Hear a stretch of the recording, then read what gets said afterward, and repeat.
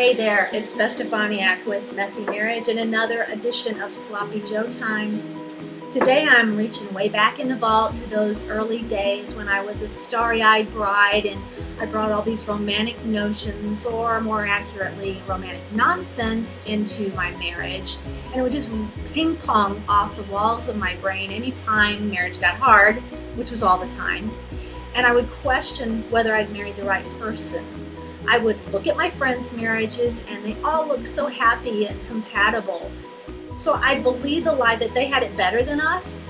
And even more damaging, I began to believe the lie that they had married the right person and I had married the wrong one. So this often created a tug of war between me and my husband Gary, because I came to believe that he was responsible for my happiness, or worse, my unhappiness. So I was constantly scanning him for faults and mistakes so that I could fix him, and ultimately our marriage would be easier, right? I mean, it all made sense to me in my young bride brain.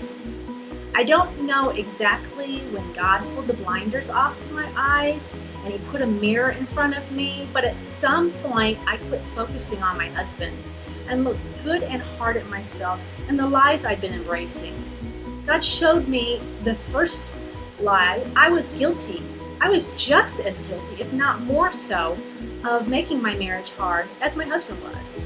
And secondly, that life and marriage is going to be hard since we live in a fallen world and we're sinners. I mean, there's really no detour around the pain, loss, or difficulty that we will inevitably encounter on a regular, if not constant basis.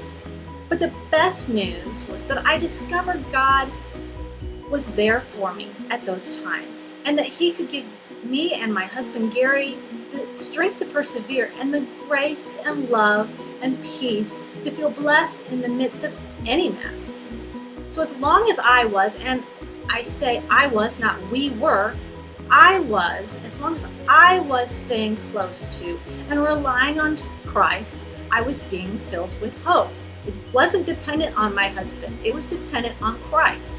So even if my heart and marriage had some tattered holes in it, or it didn't have that new marriage feel anymore, God's never-ending supply of love and grace would constantly keep me filled to overflowing. I mean, that's the real secret, that Christ is the only one who can fill any ache or longing or loss we have in marriage or life. He may not make marriage easy, but he sure makes it easy for us to love him. And as an added bonus, he helps us to love our mates. Thanks for joining me for another Sloppy Joe Time. I hope you'll join me for another edition next time. Thanks.